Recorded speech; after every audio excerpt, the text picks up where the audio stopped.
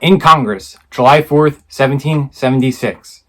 The unanimous Declaration of the 13 United States of America. When in the course of human events it becomes necessary for one people to dissolve the political bands which have connected them with another, and to assume among the powers of the earth the separate and equal station to which the laws of nature and of nature's God entitle them, a decent respect to the opinions of mankind requires that they should declare the causes which impel them to the separation. We hold these truths to be self-evident, that all men are created equal, that they are endowed by their Creator with certain unalienable rights, that among these are life, liberty, and the pursuit of happiness. That to secure these rights, governments are instituted among men, deriving their powers from the consent of the governed. That whenever any form of government becomes destructive of these ends, it is the right of the people to alter or to abolish it and to institute new government, laying its foundation on such principles and organizing its powers in such form as to them shall seem most likely to affect their safety and happiness. Prudence indeed will dictate that governments long established should not be changed for light and transient causes, and accordingly all experience has shown that mankind are more disposed to suffer while evils are sufferable than to right themselves by abolishing the forms to which they are accustomed. But when a long train of abuses and usurpations, pursuing invariably the same object, evinces a design to reduce them under absolute despotism,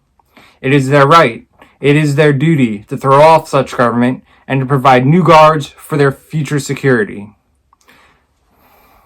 Such has been the patient sufferance of these colonies, and such is now the necessity which constrains them to alter their former systems of government. The history of the present King of Great Britain is a history of repeated injuries and usurpations, all having in direct object the establishment of an absolute tyranny over these states. To prove this, let facts be submitted to a candid world.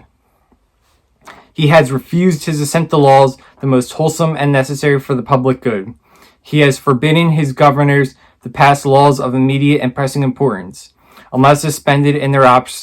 operation till his assent should be attained, and when so suspended he has utterly neglected to attend to them. He has refused to pass other laws for their accommodation of large districts of people, unless those people would relinquish the right of representation in the legislature, a right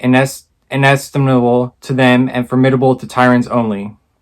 He has called together legislative bodies at places unusual, uncomfortable, and distant from the depository of their public records, for the sole purpose of fatiguing them into compliance with his measures. He has dissolved representative houses repeatedly for opposing with manly firmness his invasion on the rights of the people. He has refused for a long time, after such dissolutions, to cause others to be elected, whereby the legislative powers, incapable of annihilation, have returned to the people at large for their exercise, the state remaining in the meantime exposed to all the dangers of invasion from without and convulsions within. He has endeavored to prevent the population of these states,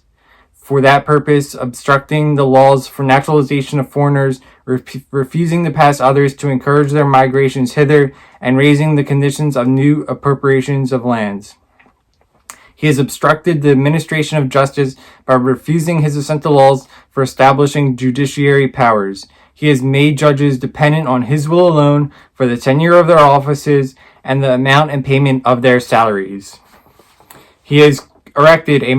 multitude of new offices and sent hither swarms of officers to harass our people and eat out their substance. He has kept among us, in times of peace, standing armies without the consent of our legislatures. He has effected to render the military independent of and superior to the civil power.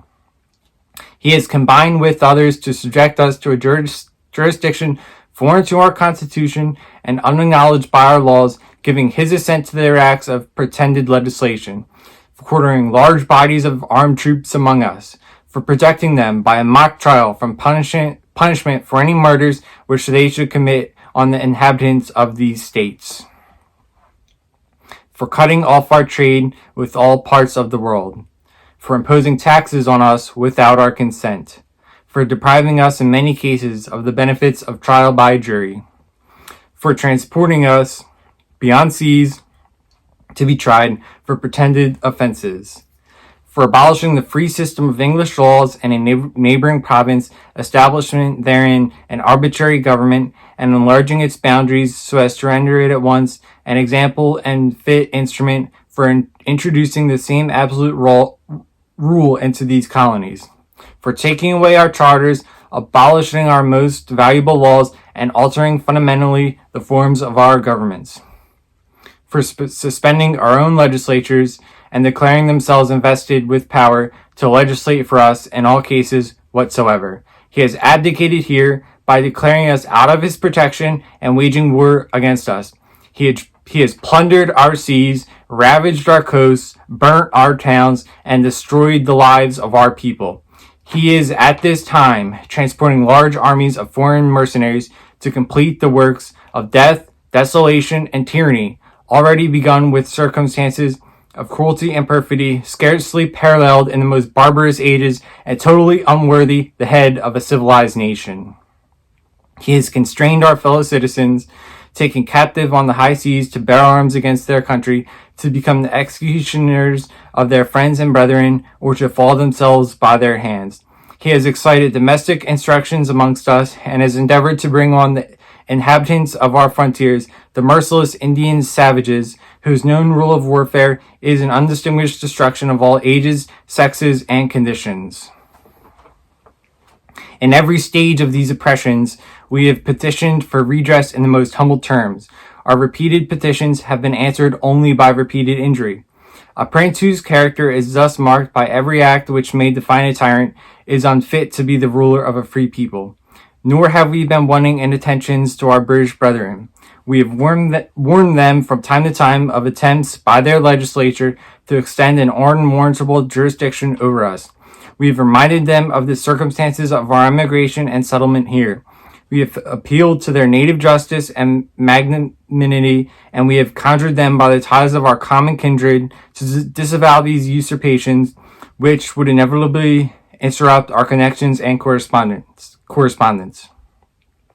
They too have been deaf to the voices of justice and of contiguity. We must therefore acquiesce in the necessity which denounces our separation and hold them as we hold the rest of mankind, enemies in war, in peace, friends.